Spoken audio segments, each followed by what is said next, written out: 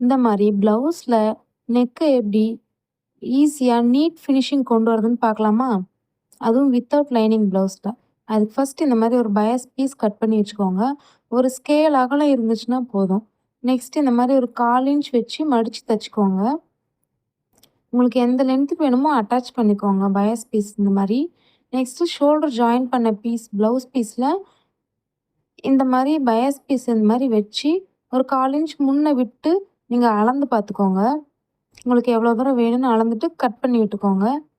Next இந்த மாதிரி blouse பீஸில் ஒரு 1/4 இன்ச் ஒரு தையல் விட்டுக்கோங்க.